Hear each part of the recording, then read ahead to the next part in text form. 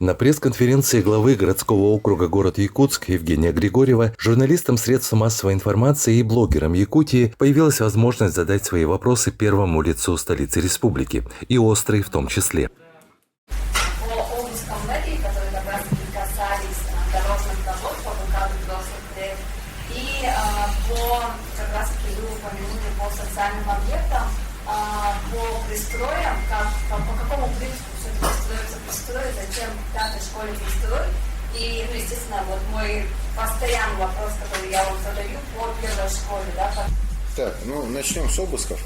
Значит, у нас и в прошлом году возбуждалось уголовное дело, которое, значит, без движения остается до сих пор. Значит, и в этом году у нас было, на удивление, возбуждено против 10 подрядчиков, которые работали в 2019-2020 году, уголовные дела. Значит, нужно понимать то, что возбуждены они по статье 159 части 3. Значит, людям инкриминируется, что они там при выполнении работ какое-то мошеннические действия совершили. И в разгар строительного сезона это усложняет жизнь в контексте сегодняшнего строительства. Вместо того, чтобы строить дороги, там наши технадзоры и подрядчики занимаются там очными ставками и прочими. Вместе с тем, если есть и будет доказана их вина, они должны нести наказание. Но мы должны погрузиться в контекст. Возбуждается уголовное дело, как будто человек совершил мошеннические действия на 14 тысяч рублей. Есть уголовные дела на 23, на 42 тысячи рублей, до 100 тысяч рублей там несколько уголовных дел возбуждено. Для вашего понимания, 14 тысяч рублей это полчаса работы техники.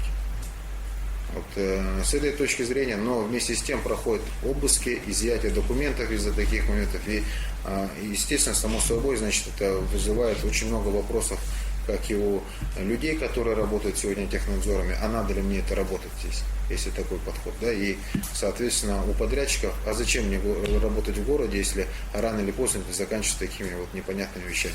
Поэтому с этой точки зрения, конечно, но тем не менее мы работаем и мы будем продолжать работать. Значит, наша задача очень проста. Мы должны в этом году 49 километров 200 метров, значит, во что бы то ни стало, построить и сдать к сезону.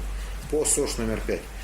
СОШ номер 5 у нас пристрой имеет проект, который прошел государственную экспертизу.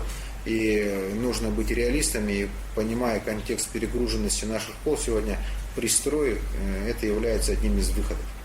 К слову, мы, значит, сегодня делаем проект пристроек в 26-й школе по аналогии 31-й школы, значит, и дополнительное здание в 29-й школе. Поэтому строительство пристроев, там, где возможно, там, где их можно расположить и пройти государственную экспертизу, мы будем это делать. Значит, по СОШ номер 1 мы принципиальное решение, оно не меняется. Значит, СОШ номер 1 будет размещаться в здании Холбоса, Якутского торгово-экономического колледжа, который, значит, расположен в Залаге. Для этого необходимо будет провести работы по ремонту. К слову, эти деньги сегодня определены в государственном бюджете, были приняты на пленарном заседании, значит, бюджетов корректировки. Сегодня вопрос стоит в имущественного характера в собственности, да, определение собственности, каким образом будет с Холбоса передано республике. Вопрос переведется мэрии в 17-й квартал. Это было ваше предложение, насколько оно еще актуально. И второй вопрос. Вы сказали о том, что будет увеличиваться, планируете увеличить расстояние от социальных объектов до алкомаркета. Хорошо, по 17-му кварталу. 17-й квартал у нас задача по строительству остается. К слову, мы вот за эти первые 100 дней закончили работу с московскими коллегами, которые, значит, КБ «Стрелка», которые за свой счет нам сделали концепцию того, как это здание должно выглядеть. Это мы получили, кстати, значимый результат, надо было его отметить. Поскромничали. Соответственно, дальнейшая, значит, проработка технического задания, она будет сделана. К слову, мы сегодня должны понимать, отправная точка какая. У нас с нашим муниципальным предприятием есть заключенный договор развития застроенной территории, в который попало многоквартирные дома на углу Пионерского, Жарницкого и училища Олимпийского резерва. По этим объектам, значит, мы с точки зрения муниципальной гарантии переселяем часть домов уходит по республиканской адресной программе, и часть домов должен сейчас наш застройщик переселить. Как только это будет переселено, мы начнем там строительство. А от этих планов никто не отказывается, они у нас, значит, находятся в фокусе внимания. Прошу прощения, а сроки какие-то есть возможные по переезду мэрии, продаже этого здания? Ну, я думаю, продажа этого здания это не есть самоцель. Самоцель это собрать наши подведомственные учреждения, которые разбросаны сегодня по 17 адресам в городе Якутске. Строительство нового объекта, мы ставим это начало строительства где-то, наверное, в лучшем случае конец 2023 года. По алкоточкам, с точки зрения того, что их стало очень много, я думаю, с этим никто спорить не будет. Поэтому организовать по количеству магазинов этих и их требований, размеры, соблюдение ими каких-то требований, вот поэтому, да, мы будем работать. Я считаю, что просто их слишком много. Глава городского округа ответил на вопрос журналистов о ремонте центральной улицы столицы республики по проспекту Ленина и по мерзлотному контролю в столице республики. Да, по проспекту Ленина мы идем согласно проработанной сетевой диаграмме по определенным временным показателям. Мы находимся в графике. Сегодня ведется работа силами водоканала. Из городского бюджета были доведены, согласно дорожной карте, те субсидии, которые необходимы им для проведения работ в самом коллекторе. 25 колодцев, которые необходимо было отремонтировать, они ремонтируют. И ведутся работы по восстановлению внутри самой трубы, которая лежит в коллекторе. Мы, находимся сегодня в завершающей стадии прохождения экспертизы проекта. Должны получить на днях заключение положительной экспертизы, и, соответственно, сразу выходим на торги. И по поводу все-таки сроков начала работы на проспекте, когда вы планируете закрывать улицы, вот это вопрос постоянно Так такового перекрытия улиц по проспекту Ленина мы массового не будем делать. Мы планируем идти захватки закрывать полосами. Да? И в этом году мы начнем со стороны улицы Кулаковского. И постепенно к 22 году, к сентябрю 22 года мы от улицы Кулаковского до здания Лорпа центральную часть отремонтируем.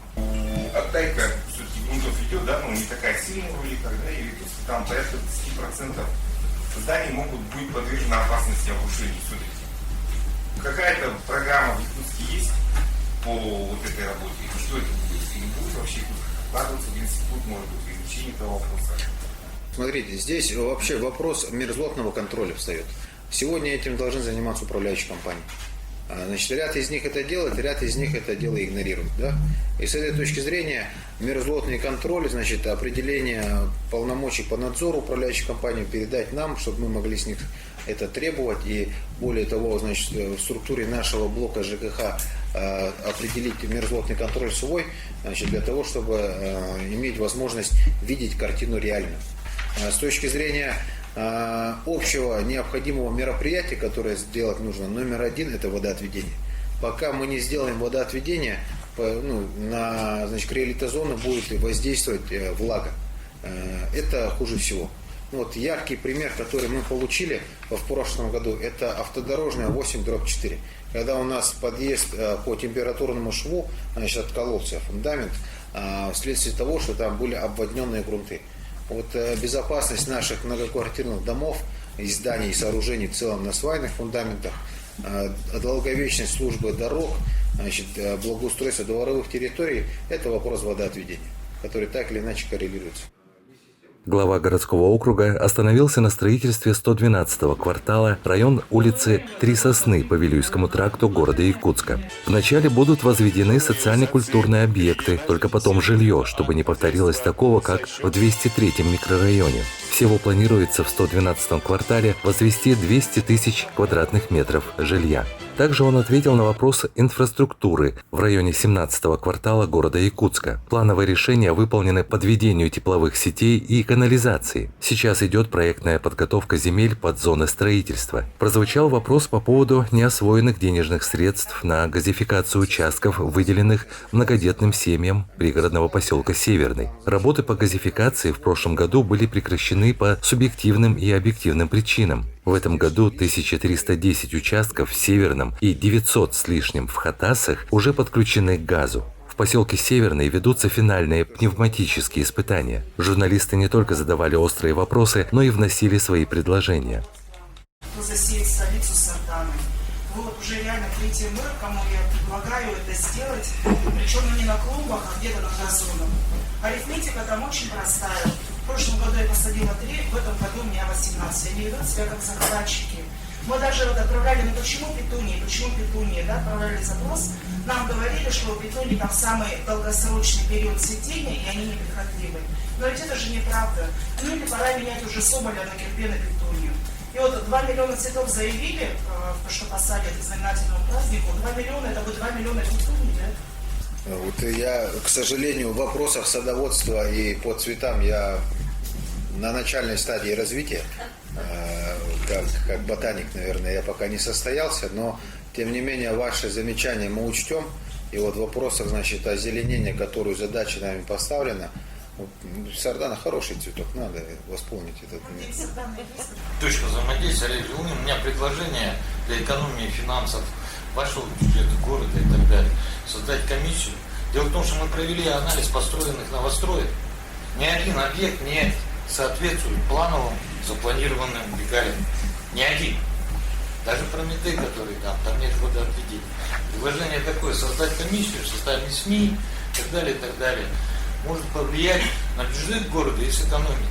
Лермонтова возьмем. Озеленение. Принят такой большой микрорайон на Лермонтова. Опять Прометей. Но ни одного дерева. Вот такое у меня предложение. Ну, любой можно район города взять.